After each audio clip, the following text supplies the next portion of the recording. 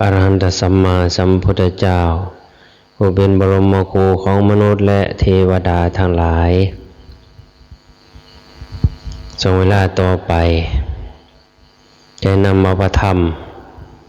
อันเป็นคำสั่งสอนของพระสัมมาสัมพุทธเจ้าได้มาปรารภเบาสู่พวกเขาทั้งหลายฟังให้เกิดข้อคิดใส่จิตใจเพื่อจะเป็นแนวทางแห่งการปฏิบัติเพื่อให้จิตใจของพวกเราปลดปล่อยความเมาบรรเทาความทุกข์เพื่อจะหลุดไปจากวัฏสงสารทั้งที่มีความตั้งใจหูอยู่ก็ตามหรือบ่รู้ก็ตามแต่ที่จริงการปฏิบัติมาจำศีลภาวนาการจะมาทานก็ดีทุกคนจะหูซื้อมันก็ตามหรือบ่หูกระซางก็เพื่อหวังอยากให้มีความสุขในใจเจ้าของนั่นเองเพื่ออยากให้พอกพูนจิตใจเจ้าของเหมือนกับริมเป็นริมสลักเข้าไปในใจให้มีความสุขภายในการท่านเป็นการหน่อมใจเจ้าของให้มีความสุขพอใจถ้าผู้คนบ่ใดบ่พอใจก็ย่อมบ่ให้ผู้ใดพอใจจึงให้อยู่เรื่อยๆยิ่งให้ก็ยิ่งมีความสุขพอใจระลึกขึ้นมายามใดก็พอใจเมตตาคิดอยากสิให้ซื่อๆก็พอใจให้ไปแล้วก็พอใจนั่นเองว่าความสุขปัญจะหาได้ง่ายโดยการให้ปันสิ่งของแก่บุคคลอื่นก็เป็นธรรมเป็นการเพื่อไปตัดความตนีขี้ทีขี้เหนียวความยึดถือในวัตถุสิ่งของออกไปส่วนหนึ่งแต่อย่างหนึ่งเพื่อจะแลกเสียอย่างหนึ่งเพื่อจะแลกเอาอีกอย่างหนึ่งการรักษาศีลเหมือนการที่ชำระล้างเหมือนการที่ทำความสะอาดวาจาใจทำความสะอาดวาจากายปกติกายของเฮาเป็นของปฏิกูลอยู่แล้วโดยธรรมชาติก็ย่อมนำเข้ามาสู่เอาของปฏิกูลภายนอกเข้ามาสู่แล้วมาชำระออกโดยการตัดจากเครื่องแต่งตัวนั่นบ่มาพอกพูนแล้วก็มาอยู่ในขอบข่ายพอดีพองามบ่ไปเฮ็ดผิดศีลธรรมบ่ไปพอกพูนให้กายเศร้าหมองพอคนเฮาถ้าเฮ็ดบ่ดีแล้วกายก็ย่อมเศร้าหมองชั้นใดก็ชั้นนั้นไปเฮ็ดบ่ดีก็มีบาดแผลกายเศร้าหมองแม้แต่วาจาก็ไปสกัดไว้ให้ระวังความคิดความเว้าเมื่อจะเว้าสำรวมอยู่นั่นเอิ้นว่าศีลเอิ้นว่าปกติเฮ็ดให้กายปกติวาจาปกติตัวนั้นไปสกัดกันเว้าน้อยลงเว้าโดยมีสติบ่ให้มันเลยเกินไปบ่ให้ผิดเถียงเป็นไปเพื่อความทะเลาะเบาแหว่งเลยไปจากการจำศีล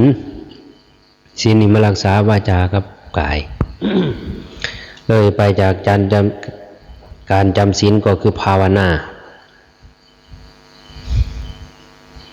ภาวนานี่เป็นบันไดขั้นที่3ภาวนานี่มุ่งไปสู่จิตอย่างเดียวแล้วก็กายส่วนหนึ่งน้อยๆจิตนั่นคือไปสำรวมจิตใจซึ่งที่ทุกคนมีร่างกายสี่อย่างไปมาได้ก็เพราะอาศัยจิตเอิ้นตัวหนึ่งชื่อตัวหนึ่งก็เอิ้นว่าวิญญาณ ผ้ายางผ้าไปผ้ามาผ้าเนี่ยเบาถ้าขาดจิตวิญญาณร่างกายนี่ก็เหมือนกับท่อนไม้และท่อนฟืนหาประโยชน์หาค่าบ่ได้เอาไปทิ่มไปใช้ก็แล้วติงบ่เป็นเอาไฟใส่กับไม้ทิ่มละลายไปซื่อๆถ้ามีจิตขึ้นมาปั๊บมันก็ตีงอกแงกยังไปมาได้แม้นตะนอนอยู่นี่นั่งอยู่ถ้ามันเอาจิตออกไปจากร่างกายนี่ก็บ่มีความรู้สึกหยังมีผู้เว้าเสียงบางดังก็บ่ได้ยินจิตออกไปนอนหลับฝันไปคือจิตออกจากไปท่องเที่ยวในภพหน่อยภพใหญ่ก็บ่ได้ยินเสียงดังปอกๆแปลกๆข้างๆแม้แต่สิมีคนอื่นก็บ่ได้ยินท่านบ่กลับคืนมาสมบูรณ์แบบการภาวนานี่คือการฝึกจิตให้จิตปกติบ่ให้จิตบิ่งผ่านไปในลมในภพหน่อยภพใหญ่การว่าในภพหน่อยภพใหญ่คือท่องเที่ยวไปในความสุขความทุกข์ความดีใจเสียใจความอิจฉาริษยาโทสะโมหะความพอใจว่าพอใจตัวนี้คือเอิ้นว่าภพความสุขเกิดขึ้นจิตไปเสวยก็เกิดภพของความสุขเมื่อจะหายเกิดขึ้นจิตมันไปเกิดจะหายก็เป็นภพหนึ่งภพน้อยๆเกิดขึ้นไปอาศัยในความจะหายเป็นเสือเป็นช้างขึ้นมา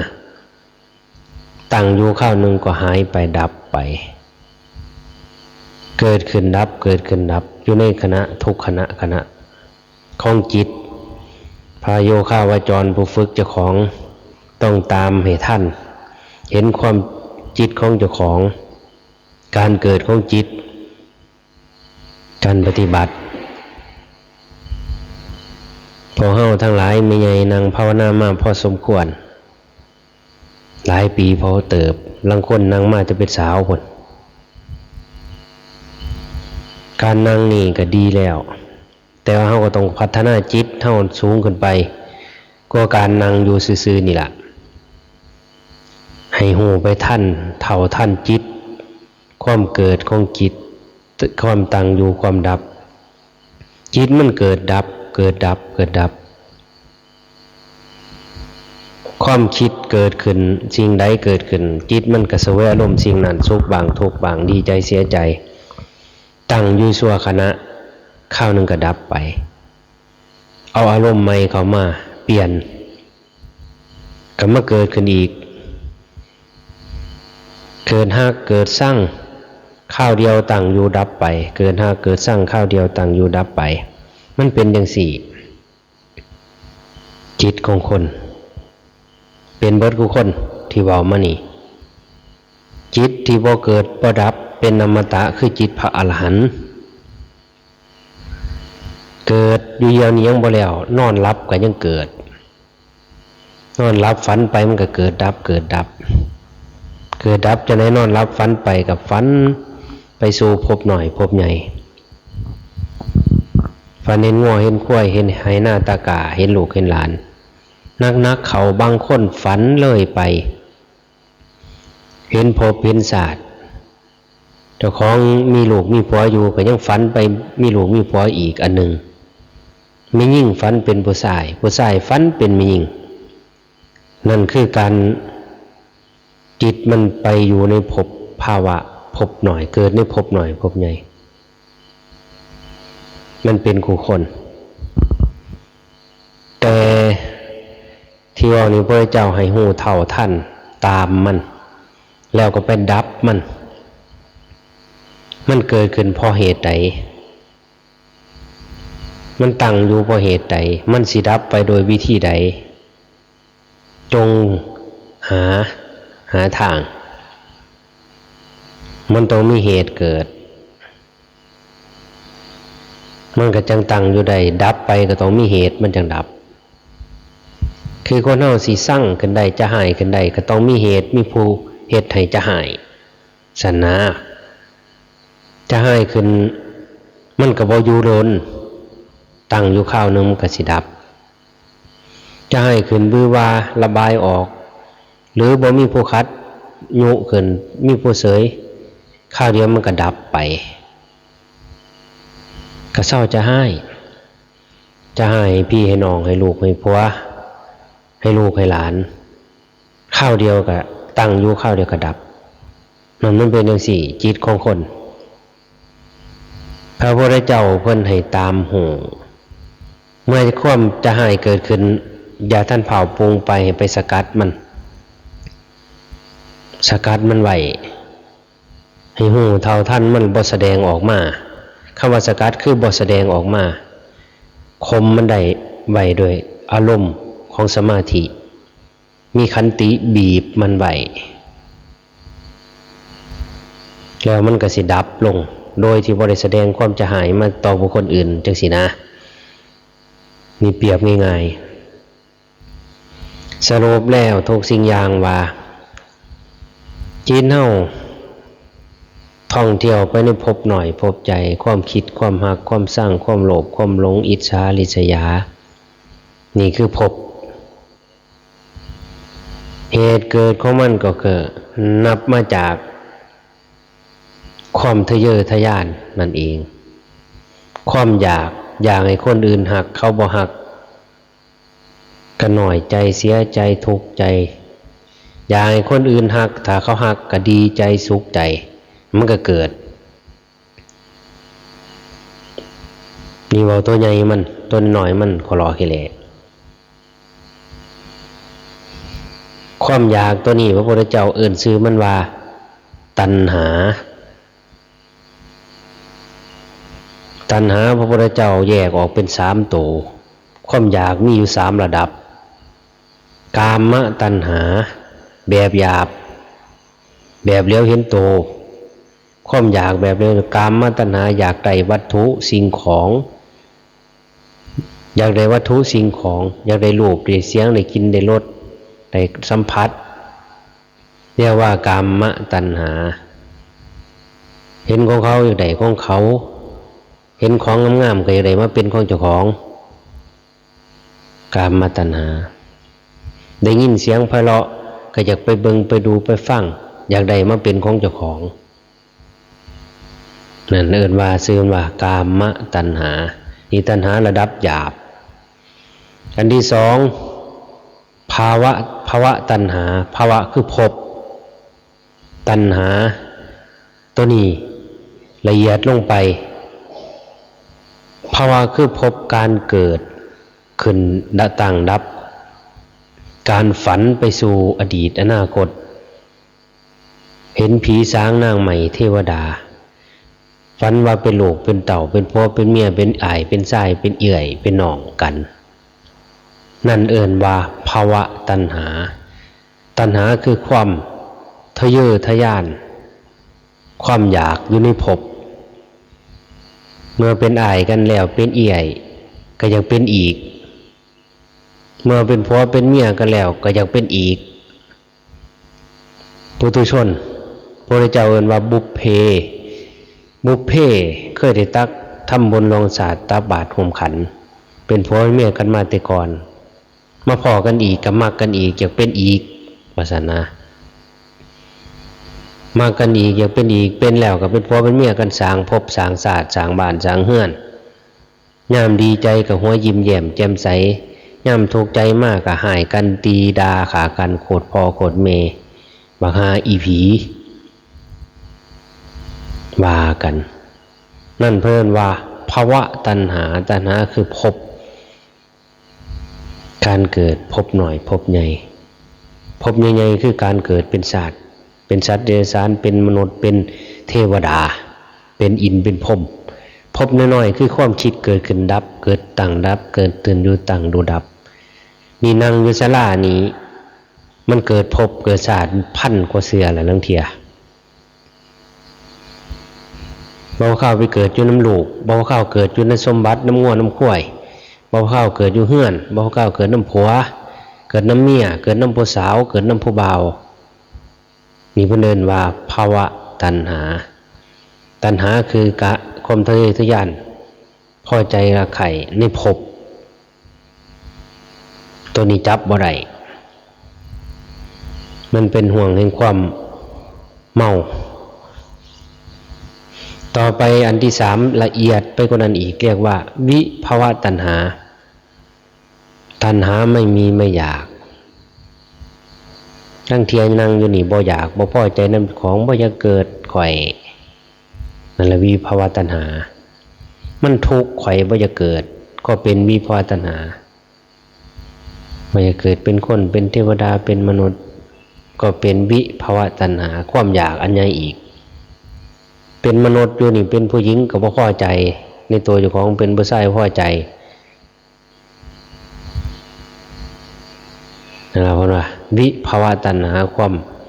ละเอียดเข้าไปกว่านั้นอีกคือกันกับข่ายพระอรหันต์ขนาดเลยบัดตัวนั้นละเอียดแห้งเต็มมันตัณหาละเอียดแห้งยิ่งละเอียดแห้งก็ยิ่งผูกค้นไว้หลาย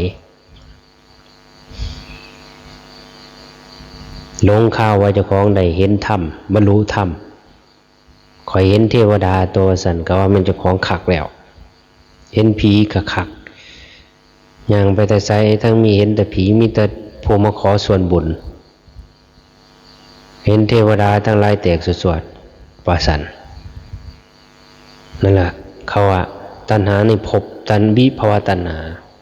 ความทะเยอทะยานในภพเป็นเครื่องของพระพุทธเจ้าว่าจริงอยู่บุคคลเห็นใดก็ดีเห็นนรกสวรรค์เห็นผีสางนางไม้เปรตอสุรกายผู้ปฏิบัติย่อมเห็นถ้าตั้งใจปฏิบัติเห็นคู่คนแต่ว่าสิ่งเห็นนั้นมันเป็นเครื่องของมันบ่แม่นทางตัดสรุปเป็นลุดไปจากวัฏสงสารกิเลสเฮายังสิเป็นคือเขาอยู่ว่าซั่นนะนี่เว้าสำหรับผู้เห็นผู้บ่เห็นนี่ก็มันบ่ทันถึงข่าวมันยังอยู่ไกลมันคนละสั่นระดับตราบใดเฮายังบ่ทันฮู้แดนเกิดของกิเลสมันเกิดอยู่ไสมันอาศัยอันใดเกิดตามนั้นเฮาก็สิท่องเที่ยวในวัฏสงสารพระเจ้าว่าเมื่อใดคนเห็นว่านี่กิเลสเกิดขึ้นเพราะหยังเพราะอาศัยหยังเกิดขึ้นคันว่ากิเลสก็บ่เข้าใจความสุขความทุกข์ความอยากมันเกิดขึ้นเพราะอันใดโทสะโมหะมันเกิดขึ้นเพราะอันใดโทสะเกิดขึ้นเพราะการเห็นบ้างการได้ยินบ้างการได้กินบ้าง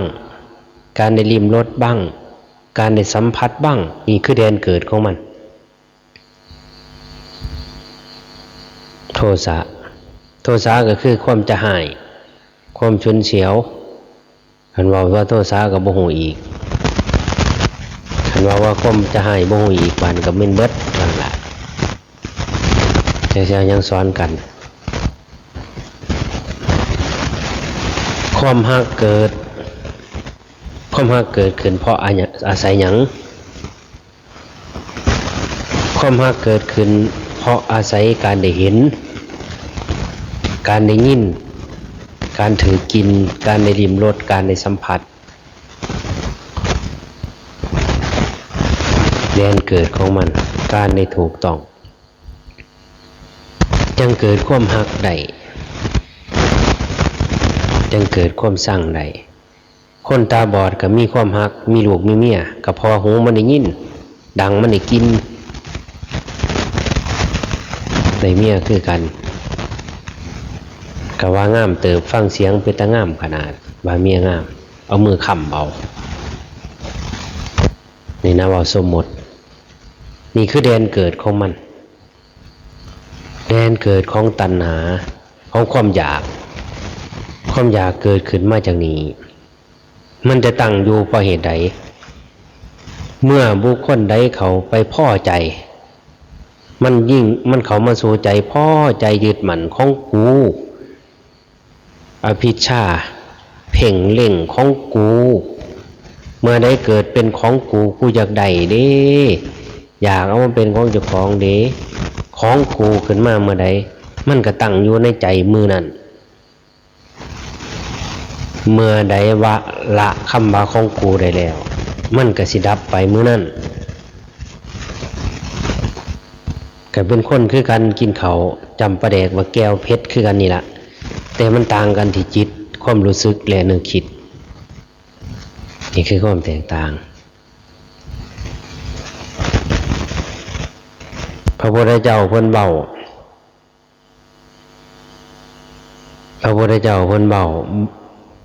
เมื่อตอนเพิ่นตรัสรู้แล้วไม่เว้าผู้เดียวอุทานเอิ้นเว้าภาษาหนึ่งเอิ้นเว้าอุทานออกมาเรื่องตัณหาว่าที่พาทำบัดลงไปหั่นอเนกชาติสังสารังสันทาวิสังอนิพิสังเมื่อเรายังไม่พบญาณได้เล่นท่องเที่ยวไปในสงสารเป็นอเนกชาติเฮายังบ่ทันพอญาณแปลว่าความอย่างรู้ได้เล่นท่องเที่ยวไปในสงสารเป็นเอกศาสตร์เกิดจักเท่าไรพบเจริญศาสตร์นะตั้งแต่เฮาบ่ทันพอพบญาณคือความอย่างรู้เพิ่นว่าเฮาเกิดเจริญพบในศาสตร์นั้นคหากาลังคาเวสันโตทุกขาชาติปุณพนังแสวงหาอยู่ซึ่งนายช่างปลูกเรือนคือตัณหาผู้สร้างภพการเกิดทุกคราวเป็นทุกข์ร่ำไปแสวงหานายช่างปลูกเรือนเพิ่นหมายถึงร่างกายตัวนี้ก็คือเรือนนายช่างก็คือสร้างผู้เฮ็ดเรือนสร้างผู้เฮ็ดเรือนคือหยังคือตัณหาฟังเด้ตัณหาความทะเยอทะยานคือกันกับสร้างเฮ็ดให้ทำให้อยากฮักอยากสร้างอยากอยู่อยากไปอยากหนีอยากดื่มอยากเคี่ยวอยากกินอยากสัมผัสอยากมองอยากได้ยินมีแต่ความอยากตัณหานี่เป็นตัวสร้างความอยากนี่เป็นตัวทำให้เกิดพบหน่อยพบใหญ่จะได้ของเขามันก็เกิดความอยากฆ่าอยากตีอยากได้ดีก็อยากเป็นภพเพราะการเกิดทุกคราวเป็นทุกข์ร่ำไปเกิดย่ำได้เป็นทุกข์กูเถื่อเกิดในภพหน่อยเกิดในภพใหญ่เกิดในภพหน่อยคือเฮานั่งอยู่นี่เกิด10เถื่อนี่ลองคิดเห็นเจ้ามีลูกทุกคนลองคือเห็นลูกวันย่ำลูกเจ็บไข้ได้ป่วยย่ำลูกมีปัญหามาคิดขึ้นซื้อกับทุกข์แล้วหรือคือเห็นคนอื่นติฉินนินทาลูกเจ้าของเพียงที่คิดเห็นซื้อกับทุกข์แล้วคือเห็นคนอื่นติฉินนินทาเจ้าของติฉินนินทาผัวเจ้าของเมียเจ้าของกระทุกข์แล้วนี่เพิ่นว่ามันเกิดจิตมันเกิดในภพหน่อยเกิดพับกระทุกตั้งอยู่ข้าวหนึ่งก็ดับเปลี่ยนอารมณ์ใหม่มากกระทุกใหม่สุขใหม่การเกิดทุกคราวเป็นทุกข์ร่ำไปต้องเห็นความทุกข์ถ้าว่าท่านเห็นความทุกข์ยังไกลศาสนายังไกลธรรมของพระอริยเจ้าเกิดในภพใหญ่บานภพหน่อยเบาแหละภพใหญ่ก็คือการเกิดเป็นมนุษย์เป็นสัตว์เดรัจฉานเข้าเกิดมานี่ทุกข์แม่นแล้วทุกข์แต่ว่าแห่งบ่เห็นทุกข์ความทุกข์ยื้อแย่งสังขารตั้งแต่ย่างมาวัดนี่ก็เจ็บเข่าพอแห้งเจ็บขาพอแห้ง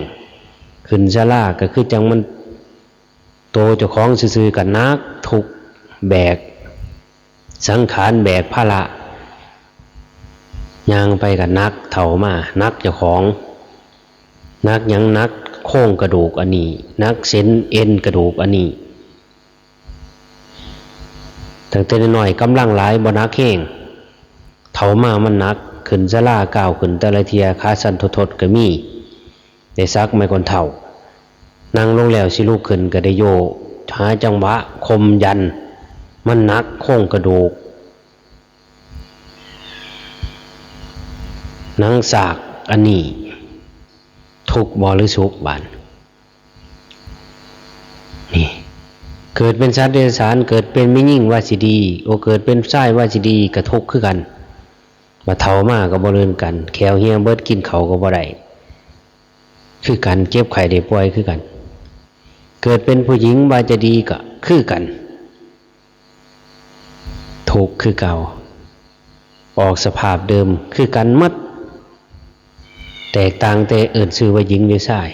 มีอวัยวะผิดกันนิดเดียวเกิดเป็นสัตว์เดรัจฉานก็คือกันเกิดเป็นควายว่าสุกกับว่าสุกเจ้าน้อยก็จะไปขาแลเนื้อมาสูนกินเขาบอกเกี่ยวคอกมัดไปหั่นกับทองแหงเกิดเป็นม้าว่าอิสระเสรีสบายกับว่าสบายต้องมีเจ้าของไม่มีเจ้าของเขาไปปีงมีเจ้าของเขาก็เฮ็ดบ่ดีเขาขาปีงเอียงต่างๆทุกข์นี่ว่าเกิดการเกิดทุกข์ข่าวเป็นทุกข์ลำไปพระพุทธเจ้าเพิ่นเห็นนี่เพิ่นจังเบาหมู่เฮาท่านเห็นหรือยังว่าท่านเห็นดอกยังอยู่ไกลแต่ว่าท่านเห็นนี่ก็คือเว้าสู่กันฟังให้จำไว้เอา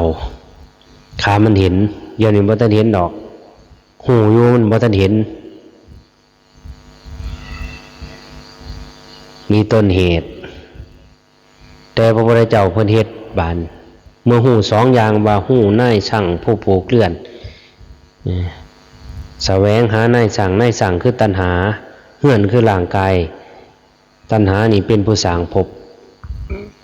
เฮือนคือการเกิดเป็นภพในสัตว์บางในมนุษย์บางเมื่อหูแล้วพระพุทธเจ้าเพิ่นก็เลื่อยนั่นไปพัฒนาเจ้าของให้เขาเข้าใจไปตัดซึ่งตัณหาเข้าใจในกลไกการเกิดของตัณหาการตั้งอยู่ของการดับไปนะสิเหตุให้ตัณหาดับโดยวิธีใดหูโดยวิธีนั้นแล้วก็ดับโดยวิธีนั้นหูแดนเกิดของมันหูกระแสการจะเกิดของมันแล้วก็ดับทีนั้นมันเกิดที่ใดดับที่นั้นต่อมาวันจึงว่าขหกาลากทิโทสิโปนาเคหังนากาหาสิเว้ามันก็เว้ากับคนเฮาว่านี่ในนายช่างผู้ปลูกเรือนบัดนี้เฮาฮู้จักเจ้าแล้วเจ้าสิทำเฮือนให้เฮาต่อไปอีกบ่ได้ก็หมายว่าฮู้แล้วนี่คือตัณหาดูก่อนตัณหาบอกภาษาว่าดูก่อนตัณหาบัดนี้ข้อยฮู้จักเจ้าแล้วเจ้าพาข้อยเกิดหลายเทื่อทุกข์นี่ก็ย้อนเจ้าความอยากตัวทุกข์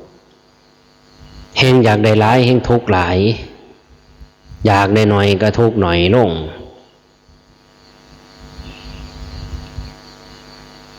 เพิ่นว่านั่นประเดี๋ยวนี้ในตัณหานี่ในช่างผู้ปลูกเรือนบัดนี้เฮาฮู้จักเจ้าแล้วเจ้าสิทำเฮือนให้เฮาอีกต่อไปบ่ได้ความทุกข์สิย่อมเกิดในจิตเฮาอีกต่อไปบ่ได้พอข้อยฮู้เจ้าบ่ให้เจ้า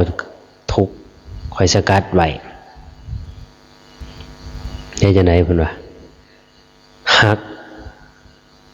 กลับขึ้นไปคำเพิ่นเว้าว่าเห็นก็สักแต่ว่าได้ยินก็สักแต่ว่าได้กินก็สักแต่ว่าได้ดิ้มรสก็สักแต่ว่าได้ถูกต้องก็สักแต่ว่าไม่ใช่สัตว์บุคคลตัวตนเราเขาบ่ไปยื้อแย่งแสวงหาเบาง่ายเฮ็ดยากเห็นก็สักแต่ว่าคำว่าเห็นสักแต่ว่าเมื่อเห็นสิ่งของเป็นที่หักที่ชอบใจบ่เกิดความเพ่งเล็งอยากสิใดมาเป็นของเจ้าของถ้าเป็นพระผู้สาวย่างกายก็เสยตุ๋ยบ่คิดจากใดมาเป็นของเจ้าของเสยได้ยินก็สักแต่ว่าบ่ได้ไปเพ่งเล็งเกิดแสวงหาผู้คันมาฮอดนี้สิมีคนบวชอยู่ในศาสนาหลายเติบอยู่ม่วนบวชอยู่นี่บ่ซิกม่วนจำศีลอยู่นี่ก็สิบ่ทิ่มวัด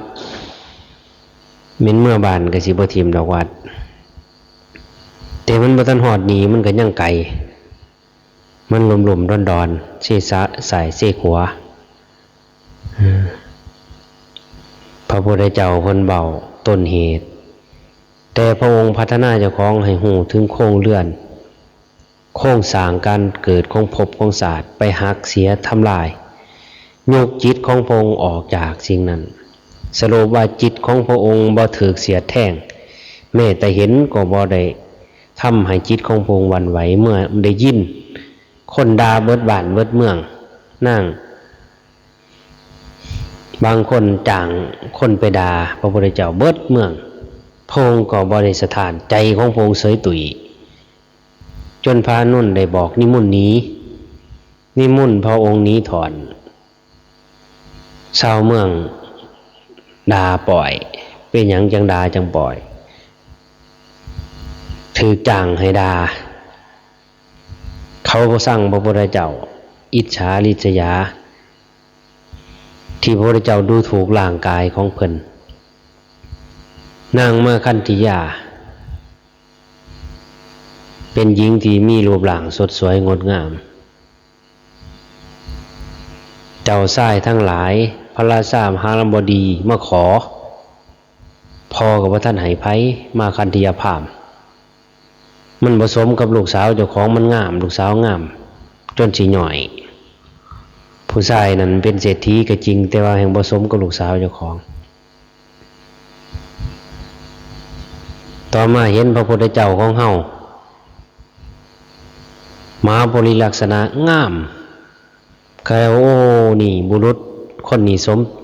จังสิสมเป็นลูกเขยเฮาสมกับลูกสาวจังในนิมนต์พระพุทธองค์ว่านิมนต์อยู่รอซะก่อนข้าน้อยสิไปเอาลูกสาวมาถวายข้าพเจ้าจะนำลูกสาวมาถวายนิมนต์ซะก่อนเพิ่นโมโหพระพุทธเจ้าแลนไปบอกเนี่ยไปแต่งโตลูกสาวแบบงามที่สุดโอแป้งโอครีมน้ำหอมแต่งโตชุดงามที่สุดเพื่อเสียมาถวายพระพุทธเจ้าเพราะมาคันธิยาพามบ่ฮู้ว่าเป็นพุทธเจ้าเอามาแต่งโตงามๆแล้วนำมาพระพุทธเจ้าก็เลยเห็นอุปนิสัยของมาคันธิยาพามแล้วก็เมียเป็นผู้มีบุญก็เลยเอาเหยียบตีนไว้เหยียบฝ่าบาทลงใส่แผ่นดินไว้แล้วก็ย่างไปนั่งถาอยู่ต้นไม้เงาไม้ไกลเติบเที่ยลูกสาวสิแต่งตัวใดเนาะเจ้าลูกสาวมาหล่อเอาลูกสาวมาถวายเขียนให้มาฮอดแล้วบ่เห็นแตาห้อยผู้เป็นเมียนี่ก็แล้วห้อยเจ้าเบิ่งจะได้ห้อยนี่บ่แม่นห้อยคนธรรมดามหาบุรุษลักษณะห้อยนี่คือห้อยคนผู้มีจิตใจอันหลุดไปแล้วเพิ่นบ่ของเกี่ยวในวัดกามแล้วมาแม่นบ่หั่นว่าน้ำตามห้อยไปเห็นเพิ่นนั่งอยู่พระเจ้านั่งอยู่ใต้ห่มไม้งามกิริยามารยาทงดงามนั่งกายตัวตรงดำรงสติเขาไปกราบก็เลยเอาลูกสาวเสียลูกสาวมาให้มันถวายพระพุทธเจ้าก็เลยกล่าวกับพราหมณ์มาดูก่อนพราหมณ์ลูกสาวก็แต่งตัวบึกสุดขนาดมานั่งต่อหน้าซ้อนร้อนเอามาให้เบิงเสียวมาให้ถือปฏิเสธ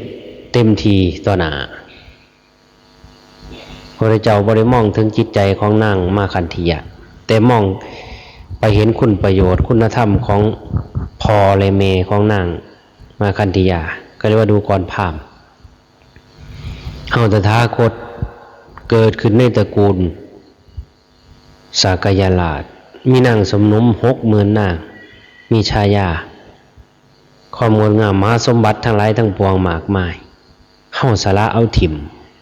สิ่งเหล่านั้นเหมือนกับของน้ำลายที่เฮาตะล่อมไปลีนแล้วทมถิ่มเฮาบ่สามารถสิเก็บคืนขึ้นมาได้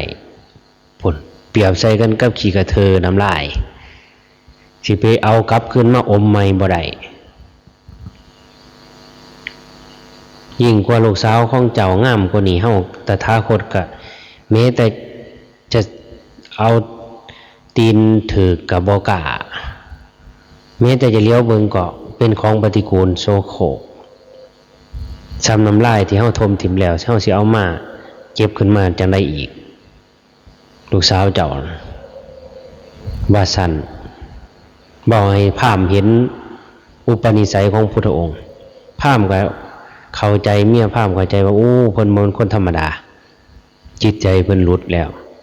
น้อมใจไปฟังพระเจ้าแสดงธรรมแต่นางมาคันติยพราหมณ์สภาวะอันจะถือเจ้าของแต่งโตสุด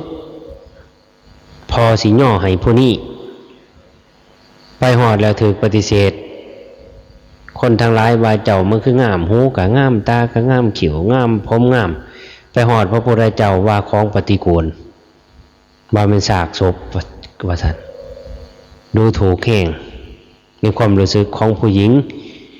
เมื่อเจอผู้ชายดูถูกว่าเจ้าของขี้ลาย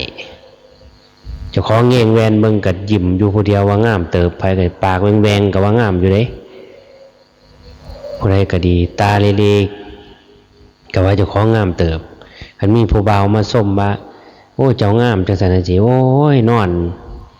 ยิ้มอยู่ผู้เดียวคิดขึ้นมายามใดแต่มีผู้บ่าวผู้ใดผู้หนึ่งมาตีว่าอีปากแวงอีตาใหญ่อีพี่ซบเวอร์ว่าซั่นห่วยคิดขึ้นยามใดสั่งยามนั้นผู้นั้น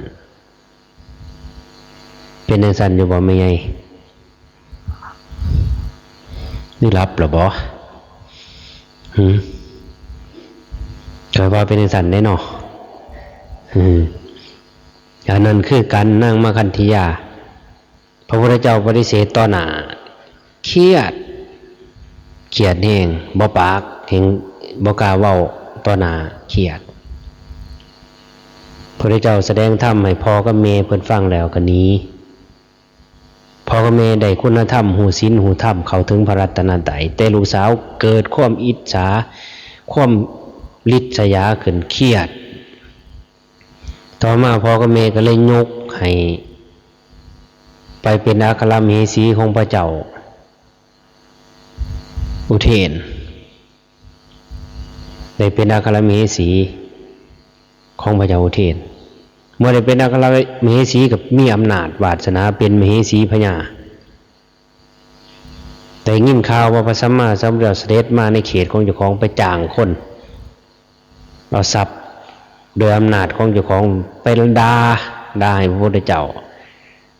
ด่าเฮ็ดจังได๋สิด่าได้ด่านำด่าอย่าบ่ให้อยู่ในเมืองพอที่เจ้าของเครียดน้ำใจบ่พอใจที่เพิ่นปฏิเสธบ่เอาถือปฏิเสธบ่เอานำคนทั้งหลายนำด่านำปล่อยพระพุทธเจ้าจมด่ายืนก็ด่านั่งก็ด่านอนก็ด่าไปบิณฑบาตเข้าก็ปล่อยก็ด่าพอจ้างด่าพวกนั้นรับจ้างด่าเห็นแก่เงินพระนุ่นก็เลยว่านิมนต์พระพุทธองค์ขอพระองค์ไปที่อื่นเถิดจะอยู่บ้านนี้เมืองนี้มันจิตใจมันหยาบสาคนอินเดียมันทุกข์มันยากเขาเฮ็ดจังไดกันมีเงินโปรยวานมันก็แลนน้ำเขาพระพุทธเจ้าก็เลยว่าดูก่อนนะนุ่นถ้าหากว่าเฮาไปบ้านอื่นเขาด่าอีกจังสี่เด้เฮ็ดจังไดขันไปบ้านอื่นเขาด่าคือจังสี่กันนี้ไปบ้านใหม่แล้วขะหน่อยถ้าไปบ้านนั้นอีกเด้เขาด่าเฮ็ดจังไดอีกกันนี้ไปอีกเพิ่นก็ว่าดูก่อนอานุ่นเป็นการลำบากแล้วก็บ่ถือแก่เหตุผลบ่ถือยิ่งนี้มันบ่เป็นทางดีที่ดีการที่เฮาหนีดูก่อนอานนท์เรื่องใดที่เกิดขึ้นกับตถาคตคงจะบ่เกิน7 มื้อมันก็สิหายไประงับดับอดเอาเพราะนั้นด่าจนขานด่าจังได๋พระพุทธเจ้าก็เสยอยู่บ้านกินข้าวก็นำไปด่าไปบิณฑบาตก็น้ำแห่ด่าปล่อยด่าเบิดจัก4-5 มื้อมาขี้ขานด่าพวกด่าร้ายกับละอายใจเจ้าของบ้านยิ่งด่าก็แห่งละอายเพิ่นบ่ปากเสยอยู่ เอาไปมาลางคนด่าร้ายก็ย่านบาปใจอ่อนด่าให้แก่บุคคลผู้บ่โกรธบาดเพิ่นบ่เครียดซื่อๆอยู่ไปมาลางคนก็ไปกราบตีนพระพุทธเจ้าขอขมาด่าหลายด่าจนเบิดความด่าเอาไปมาขี้โตนเพิ่นเอาไปมากะสังเวชเจ้าของเอาไปมาเลยเศร้าไปซื่อๆบ่ธรรมดานั่นจิตใจของพระพุทธเจ้าเพิ่นบ่มีอีใดปรุงแต่งใดความฮักกับปรุงแต่งใจเพิ่นให้ไขว่เขวบ่ได้ความสร้างก็ทำให้จิตใจของเพิ่นเอ็นเอียงบ่ได้จิตของเพิ่นบ่เกิดบ่ดับเป็นอมตะบ่ไปนำความฮักความสร้างบ่ไปนำการได้ยินนั่นคือคำได้ยินคือการได้เห็นคนเฮานี่ได้ยินเสียงซื่อๆ เขาด่าปล่อยมามันก็สั่งพอตายคันเดียวเห็นผู้นี้เคยด่าเฮาทั้งเห็นทั้งได้ยินเห็นซื่อๆมันก็คือสร้างนำหนาแล้วนั่นเพิ่นว่าตัณหาความทะเยอทะยานอยากทุกข์เกิดขึ้นเพราะเหตุนี้เพราะการได้เห็นเพราะการได้ยินเพราะการได้ฟังเพราะการได้ลิ้มรสเพราะการได้สัมผัสทุกข์เกิดตรงนี้ถ้าจะดับทุกข์ก็จงดับที่นี่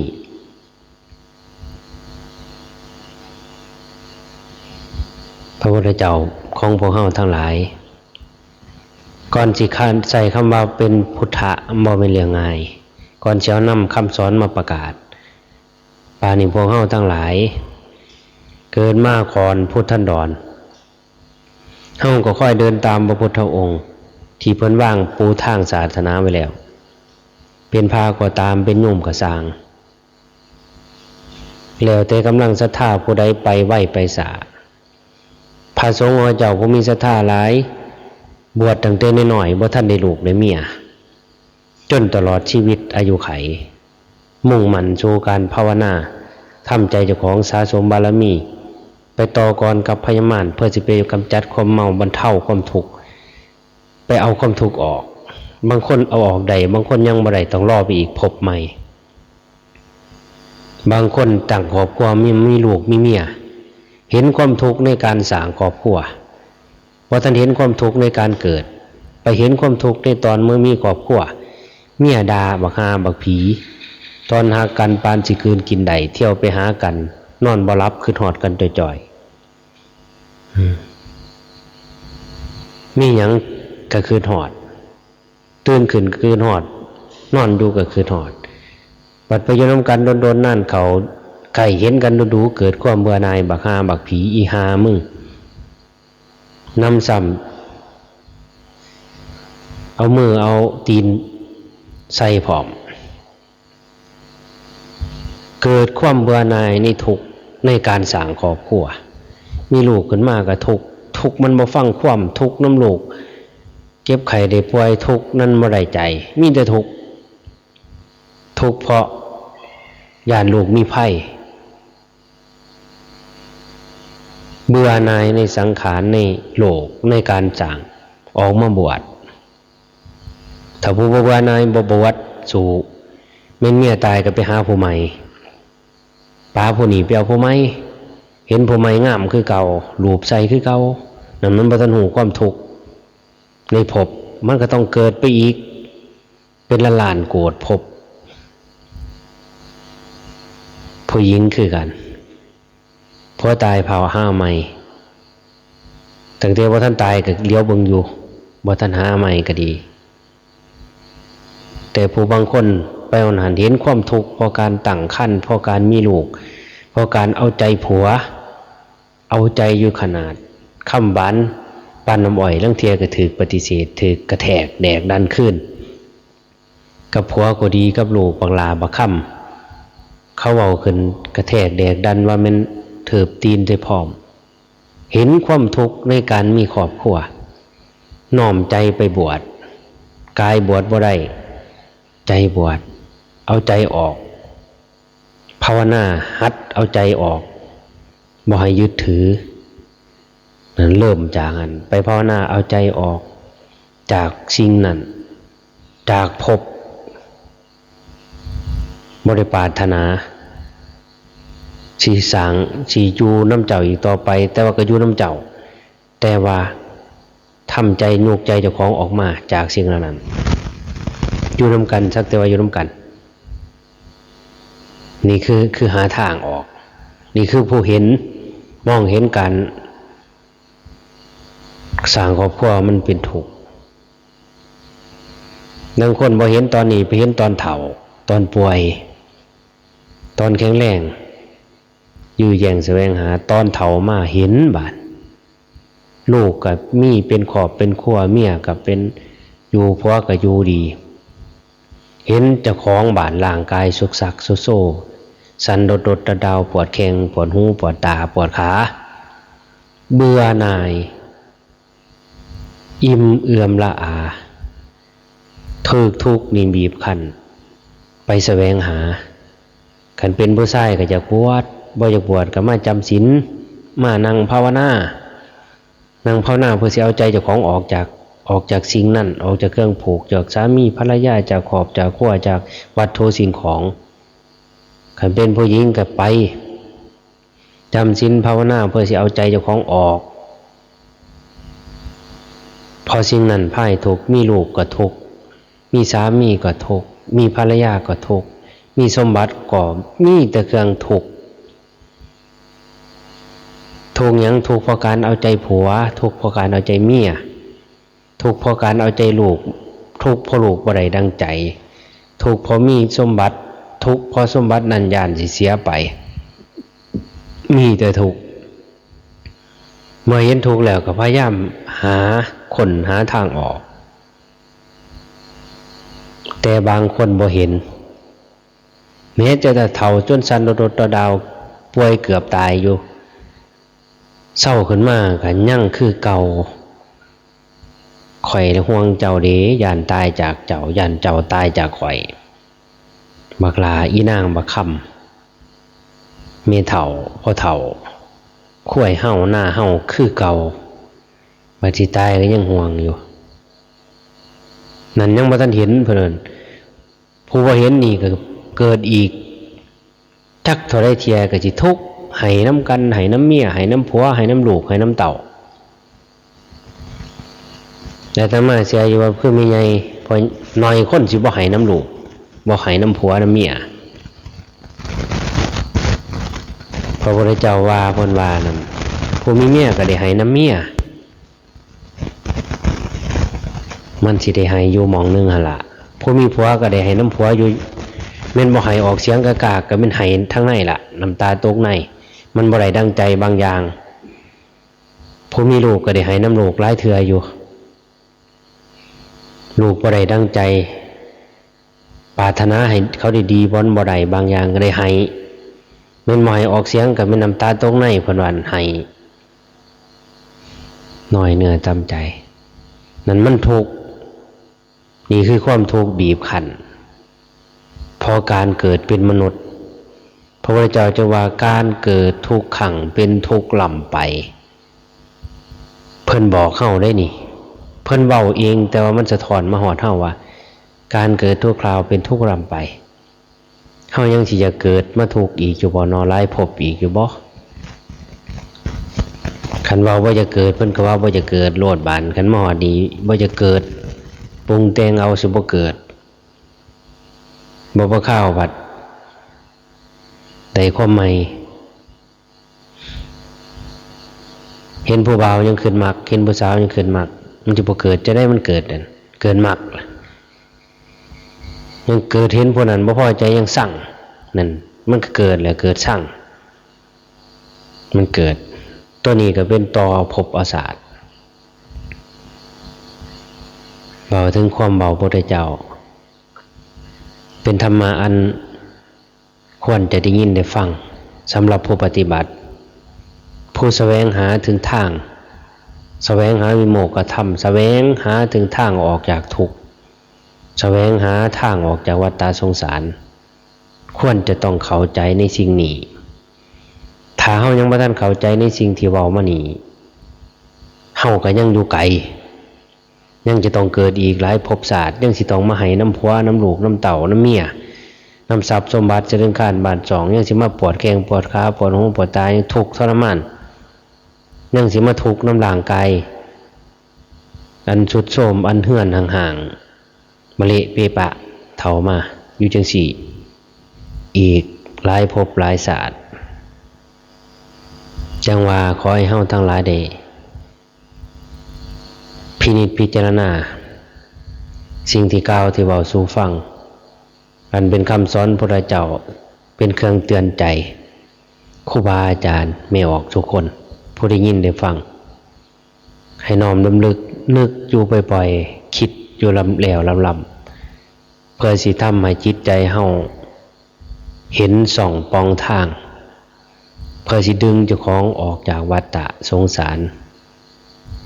ไปสู่นิพพานสิ้นไปแล้วซึ่งกิเลสและตัณหาความทะเยอทะยานดังพระองค์กล่าวไว้ขอสิ่งที่กล่าวนี้จงเป็นไปเพื่อความเกิดพอกพูนสติปัญญาเข้าใจรู้แจ้งเห็นจริงให้เฮาทั้งหลายได้น้อมนำไปปฏิบัติแล้วก็ให้หูส่องปองทางทำตนหลุดไปจากขอบข่ายของมารบ่วงของมารพ้นไปแล้วซึ่งกิเลสและตัณหาโดยตัวกันทุกท่านทุกตนทุกคนเทอญ